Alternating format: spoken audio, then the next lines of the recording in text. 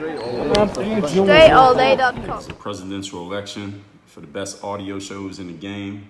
This show will win on write-in ballots alone. This is the show where you learn the discipline to show up day after day to do the work, the confidence to put yourself out there boldly and authentically, and the mental toughness to continue showing up, doing the work, putting yourself out there, even when the success you've expected to achieve is nowhere to be found. You have not yet achieved it. And on top of all this, we got to put this stuff into action, right? Because having it is one thing, using it is another. You get the personal initiative, which is the go-getter energy that moves all of us, especially yourself, to go and make things happen instead of waiting for things to happen. And what we do here is we put all this together into one bundle, one package, one mindset, one method, one philosophy, one book, one university. Yes, university. Stop getting overcharged for colleges. And one daily masterclass that is called Work on Your Game. My name is Dre Baldwin, also known as Dre All Day, and welcome to the show that is sponsored by Work on Your Game University. Get the mindset, strategy, accountability, and action steps necessary to take your game to the next step by going to workonyourgameuniversity.com. And today's topic, complaining is for losers. I'm letting that one sink in. The definition of complaining is the expression of dissatisfaction or annoyance about something. That's complaining. Bitching is for losers. Now, I've done some episodes where I've talked about this subject. For example, episode number 86. Yes, 86 from 2016. The topic is Stop Whining, Bitch. If you haven't heard that episode, then I suggest you look it up. Again, DreAllDay.com/86. Episode number 1387. The topic is How Not to Be a Bitch. Complaining is for losers. It's today's topic. You ever find yourself complaining? You ever find yourself bitching? You ever find yourself whining about a situation that happens to not be working in your favor? Understand that in that exact moment, just temporarily in that moment, you are being a loser. You are losing in that moment. Now, you can change from winner to loser instantaneously in the time it takes to snap your fingers. It is not a 6-month process. You don't need to go through a series of treatments. This is something that you can do immediately, anytime. You find yourself complaining, you are losing in that moment. Okay? Every moment. Success is a moment by moment thing. Winning is a moment by moment thing. Complaining and being a bitch is also a moment by moment thing. So you can switch and pick and choose anytime that you want. But understand, as Aristotle said, you are what you repeatedly do. So I'm going to let that one sink in as we get into our points here. Today's topic, once again, complaining is for losers. Number one, understand that in life, there will always be someone or something or some organization or some group, some entity who has more than you, who is doing better than you in some aspect of life. There will always be someone who has you beat in some way. If you complain every time you notice this, you'll be complaining forever, because I just told you, if what I'm telling you is to be believed, there's always going to be someone who has more than you. There's always someone who's doing better than you. There's always someone who is further ahead than you. There's always someone who has a setup or a situation that is more advantageous than yours. Since this is true, if you complain every time you notice it, and if you have any level of intelligence to be able to find these things, they are easy to find, you'll be complaining forever. And since I already told you that complaining is for losers, that means you will be a loser forever. Do you want to spend your life losing? I hope not. I don't think you'd be listening to a show called Work on Your Game if that's what you were after. The thing is, since it's always been like this is the thing I want y'all to understand. There has always been inequities in terms of who has what, who is doing what, who is capable of what resources and setups each individual has. It's never been completely equal amongst everybody. This is not a new thing. It's always existed that some people have certain levels of certain things that other people ain't got. All right, as Meek Mill said in his song, is levels to this shit. Not only levels to performance, but levels to just the raw material that we're handed. There are some people who are tall, some people who are short. Some people can sing, some people can't. Some people get born into a rich, wealthy family. Some people get born into the projects and never know their parents. There are always going to be inequities. If you catch yourself complaining every single time you notice that there's an inequity between you and another person, you will always be complaining, and therefore you will always be a loser. You are relegated to losing in your life. The fact is, as I just said, this has always existed. This is not a new thing. The recent innovation is that people now get mad about it. It's not new that there's inequality between people. The only thing that's new is that people get mad about it now, and they have the They have a megaphone called a smartphone that allows you to voice your displeasure and broadcast it to the world. And then here's the thing, the other bitches, the other whiners, the other complainers, the other losers in the world, they notice the thing that you're bitching about. It is on the same wavelength as the way that they're thinking, and then they can amplify your bitching, and now you have a bitching and whining society, an alliance of people bitching and whining together about the same things. And then it becomes, when all these whiners and bitchers come together and start talking about the same things all at once, then they change the name of it. They just start calling it a movement, even though it's not moving anywhere. Losers don't move, all right? They're losing. That's the whole point. If they're moving, they're going backwards. If you want to call it a movement, if your movement means going backwards, that's fine. You can call it a movement then. But they're not going anywhere good. They're not going anywhere profitable. They're not going anywhere that's beneficial for anybody, not even for them. They think it is, but it's not actually taking them anywhere. This is only a recent innovation. The complaining is the recent innovation, all right? The fact that people aren't the same is not new, okay? There have always been and will always be discrepancies between human beings. If nobody ever told you that, now you know. I mean, if you've been listening to this show, I've talked about this so many times just in the last 6 months, you already know that. Point number 2. The topic here today is complaining is for losers. Understand what leaders do. If any of you who's listening to this is a leader, or you plan on being a leader in life, I've talked about leadership in probably 50 episodes of this show, so I'm not going to mention all of them to you, but let me give you a couple. Now, I'm just looking up these randomly. I can just tell you something that will help you immediately, and you can listen to any one of these by going to dreallday.com/ and then just put the number of the episode and then put a dash right after it. Okay, this is episode number 626, How to Stop Asking Permission and Be a Leader. Episode number 557, Inspiring Your Team with Energy When You Are a Leader. Episode 515, Leaders Exert Influence. They do not get influence. Episode number 467, Leadership 101, How to Put Your Own Work In. Episode number 374, How to Lead Verbally. Episode 303, You Cannot Need and Lead at the Same Time. And I'll stop there. As you can see, we've been talking about this a lot. Or you could also go to dreallday.com. Just go in the search bar and just type in lead or leadership, and you'll see all the episodes we've done on leadership. You can find it that way as well. Again, that's at dreallday.com, which is my personal website. Leaders are focused on empowerment and solutions. That's what leaders do. They focus on empowerment and solutions.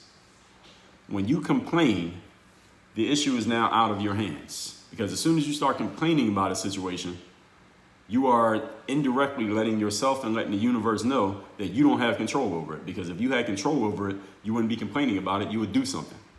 Complaining is not doing something. Talking is not doing something. Not when you have the option if you have the option of doing something and you're talking, you're doing nothing. Everybody follow what I'm saying there? When you complain, you are letting yourself know subconsciously that the issue is out of your hands. Because if it was in your hands, you would just be handling it. All right? Because if something's in your hands, you handle it. Being focused this way does not mean that nothing ever goes wrong. So when I say you're focused on empowerment and solutions, that doesn't mean everything you do is going to be this great power move and everything works out. And it doesn't mean every solution you try is actually going to produce the result that you're after. But the mindset of being focused on empowerment and solutions is a huge contrast to the complainers who don't try to handle anything and just complain about it. You're at least making the attempt to handle things. If you attempt to handle things, eventually some of those things are going to get handled. Some things are going to work out because you have the energy the energy and the intention of getting things done and handling things and finding solutions and empowering yourself. You usually end up doing it. As I've told you many times on this show, in the long run of life, you usually get exactly what you expect. And if you expect to find things to complain about, you will find them. If you expect to find things to bitch and whine about, you will find them. But if you expect to empower yourself and to empower others who are in association with you, if you expect to identify solutions and to enact those solutions, you'll do exactly that as well. In the long run of life, you get exactly what you expect. Are you expecting to handle things? Or are you expecting to have situations handle you? It is one or the other. As I told you, you build or destroy on this planet. There is no neutral. There is no in between. Which one are you doing? If you don't know, you're probably doing the lesser, which is going to take you backwards. Point number 3. Topic here today is complaining is for losers. Number 3, here's the bottom line, ladies and gentlemen. Power responds to power. So if you find yourself in a situation where you don't have as much power as you want, or you find, or you identify, or you believe that someone or something else, some other entity has more power than you and is causing you to be in a certain circumstance that you don't like. You're feeling uncomfortable. You don't like the way that the situation is set up. Understand that the best way to get that power, the powerful entity, whoever or whatever it happens to be, to respond to you is not by complaining about it.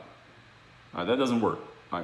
Someone or something that's in a position of power doesn't care that you complain about their power. All right, that might have been how they got it in the first place. They don't care that you're complaining about it. They might not like it. They might not want to hear it, but they don't care. They don't have to change just because you complain. When does complaining cause change? Last time I checked, never. Now, while complaining about a situation may draw you some attention, and it may even cause some temporary disruption, complaining is not a long-term strategy, ladies and gentlemen. Complaining does not create power. Nobody has ever complained their way to power. Let me repeat that one.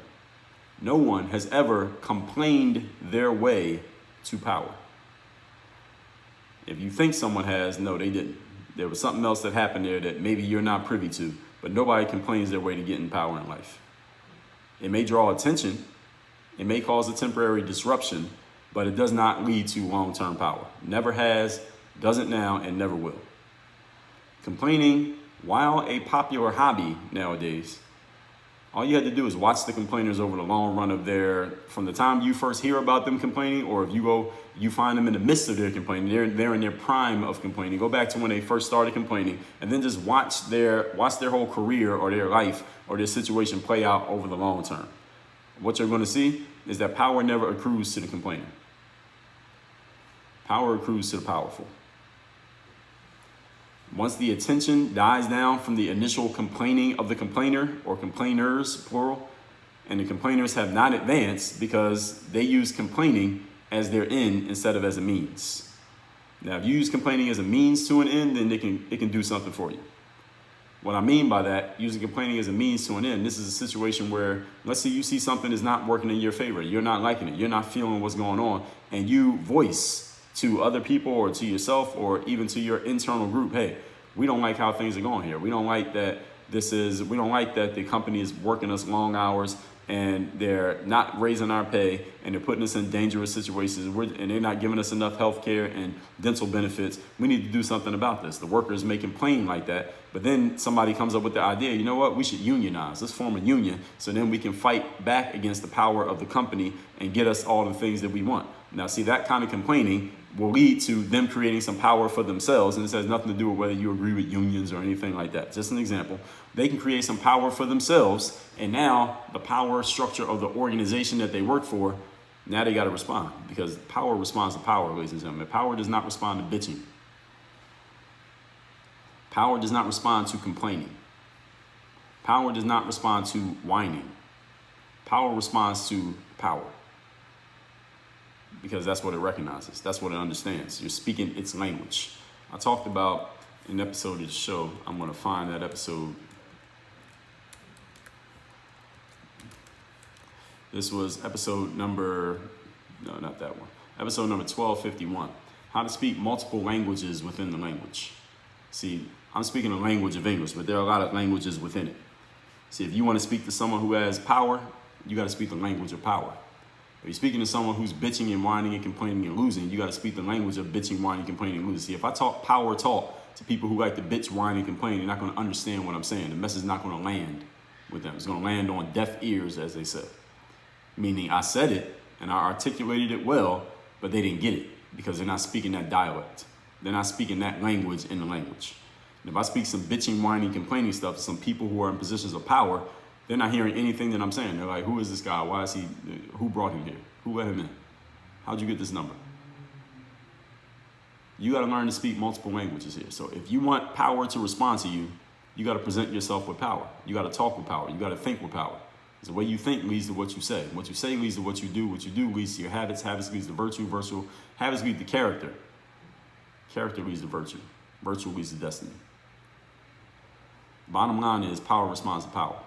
Now, complaining can get you a little bit of attention, but in the long run, it is not a long-term strategy. Complaining is not a strategy, people. It is a tactic. You can use it in the short term, but it must lead to action. If it's not leading to action, don't do it in the first place. Point number 4. Topic here today is complaining is for losers. Let me tell you what the complainers could do. If you find yourself complaining right now in life, maybe you've been doing a lot of bitching lately in your life. Let me tell you what you could do with that energy of complaining, because complaining is an energy. It's not a useful energy. Well, it is a useful energy if you can transmute it in the right way. But complaining itself, that's all you got, you're in trouble. Here's what a complainer can do. Organize and mobilize. In other words, identify what the issue is, then identify what you actually want to be the issue, what you want to change, how do things need to be different, identify that. Then you and your organized group of former complainers, because y'all stopped complaining temporarily to figure things out, right? Your organized group, what you do is organize, and that forms power. You have power now because you are organized. Organization creates power. Focus creates energy. Focus creates power. Now, you can get whoever it is who's in a position of power to bend to your will, okay? For example, in politics, every election, I always wonder, how do the people who have these other roles in politics, aside from the president, the people who, if you don't really follow politics, you might not know the names of these people, these Congress people and people who work in the House of Representatives and the Senates, and they have all these other different roles, and people who are lobbyists, for the most part, they're not name brand people. They don't walk through the mall and everybody knows who they are. How do they even know what to do? How do people know whether to vote for them or not? How does that even work, since most people, 99% of citizens, I would guess, don't even know who these people are? How do they even get their power, or how do they even know what to do and what actions to take, and how do people vote for them? Why do people even give a damn? And what I started to learn when I started reading about this is that groups like, for example, farmers in America, or steel workers, or manufacturers, or teachers unions, and every group out there who may fit one of those type of classifications, those groups are too small to complain and have it matter. All right, there are a lot of teachers in America, but if they just started complaining, wouldn't nobody give a damn. I mean, maybe they'll get a couple of news articles written about them. Maybe they could start a YouTube channel or a podcast or a hashtag, but those things don't actually do anything. If you thought they did, you're wrong. They don't do anything. They get attention. They might get people talking about them for a little while, but it doesn't actually create anything tangible. But this is what these groups do. They go find a lobbyist, and they send that lobbyist to Washington, D.C., and that lobbyist's job is to get in the ear of the lawmakers and tell them straight up, look, if you do what we want you to do, if you do what the teachers union wants you to do, look, we represent this number of votes, and we'll make sure that you get reelected. And now you, Mr. Government official, you can keep your job working in Washington, D.C. and keep getting this paycheck and keep living your life. But if you don't do what we want you to do, we're going to make sure we all vote against you, and whoever your opponent is, they're going to take your job, and you're going to have to go back to finding something else to do because you will be out of politics. We're going to make sure you get voted out and you don't have a job in D.C. anymore. Now, you might think that's a little bit of a twisting of the arm. That's a little bit of forcing another person's hand. Well, guess what? This is power responding to power. See, when a person's in a position of power, they don't have to listen to a minion who is bitching about something. They can pretend to listen. They can actually listen. They don't have to do anything because you don't have any power to force their hand. You don't have any power to make them do what you want them to do. If you want someone to do something for you, you must tell them why. If they don't do it, what's going to happen? Human beings respond to consequences. You might like to think that you are just so virtuous that when you know what is right and what is wrong, you will always do the right thing. Bullshit. No, you won't. In life, you do the thing that you have to do. You do the thing that if you don't do it, there is a consequence. Human beings respond to consequences much more than we respond to our virtuousness of being right and always doing the right thing and being on, quote, the right side of history, close quote. Fuck all that. Human beings don't respond to that. Human beings respond to consequences. Human beings respond to repercussions. You show someone there's going to be a repercussion for not taking the action you want them to take, guaranteed they'll take that action if the repercussion is strong enough. And they don't have any recourse to fight against it. So this is how lobbying works in DC. There's a very raw example of what I'm giving you, but that's pretty much how it works. These small groups who are not powerful enough or big enough to just get their voices heard just by talking and complaining alone, they go get some money together, and then they go tell that government person, hey, If you do what we want you to do, we'll put some money behind you, we'll put some votes behind you, you can keep your job, we get what we want, win-win situation. This is what we want, and this is what you get if you do it, and this is what will happen if you don't do it.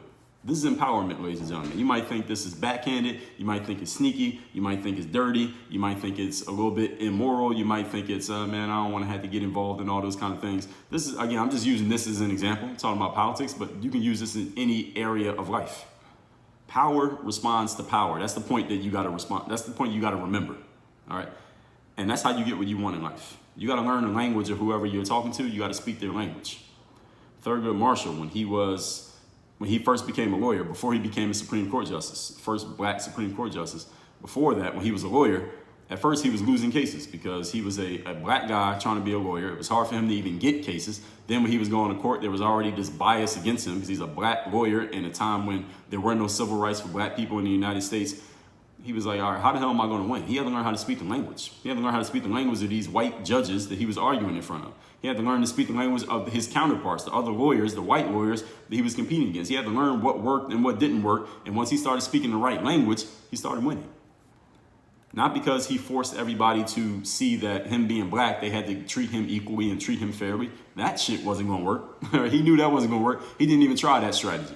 He said, all right, this is the world that I'm in. Let me learn how to speak this language so I can win in this world that I'm in. Then once I get in the world, then I can work to change it from inside. But I can't change it from the outside by bitching and complaining about it. You understand? I hope that landed on the ears of some people who really needed to hear it. This is how you play the game, ladies and gentlemen. Bitching is not a long-term strategy. Bitching is a temporary tactic that you can utilize to generate energy so that you can start doing what you need to do to reach the end game of organizing, mobilizing, doing what you need to do. But complaining is not a strategy. If you find yourself complaining and that's all you got, all right, you have a problem, is what you actually have. Let's recap today's class, which is complaining is for losers. Definition of complaining is an expression of dissatisfaction or annoyance about something. All right, that alone is not a strategy, ladies and gentlemen. Do not do it. Number one, there will always be someone who has more, who is doing better than you in some aspect of life. If you look hard enough, you'll find plenty of them. If you complain every time you find one, you'll be complaining forever, thus losing forever. It is not a recent thing. It's not new that there are inequities in life and some people have more than others. The only thing that is new is people complaining and bitching about it as if it's their full-time job. Point number two, leaders are focused on empowerment and solutions, not on complaining. When you complain, you are letting yourself and the world know that the issue is out of your hands. Because if it was in your hands, you'd just be doing something instead of bitching about it. Being focused on empowerment and on solutions doesn't mean that nothing ever goes wrong or that everything always goes your way. It's just the mindset of knowing you're going to handle things instead of complaining about things. Number three, the bottom line is, ladies and gentlemen, power responds to power. While complaining may draw temporary attention and even cause a little bit of disruption, ultimately in the long run, power does not accrue to people who bitch, whine, and complain. Power accrues to people who organize and generate their own power. And point number four, here's what a complainer can do. You find yourself complaining, organize your complaints, organize the other people who also had the same complaint, and then mobilize. In other words, figure out what the issue is specifically, figure out what you want what you want to change specifically, and then strategize with your group or with yourself.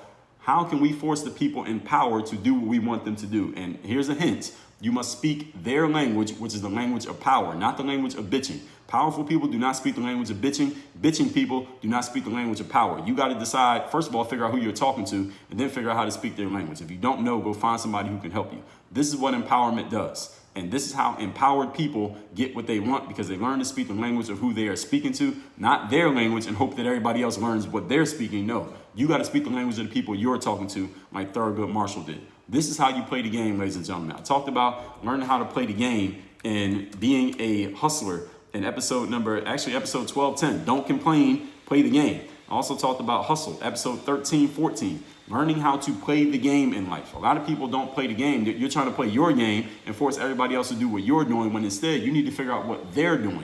You get in. Once you get on the inside of the room, then you can change things in the room. But you can't change things in the room while you're still locked on the outside, bitching, whining, complaining, and protesting about things that are not going to change because nobody needs to listen to you because you have no fucking power. Work on your game. Dre all day.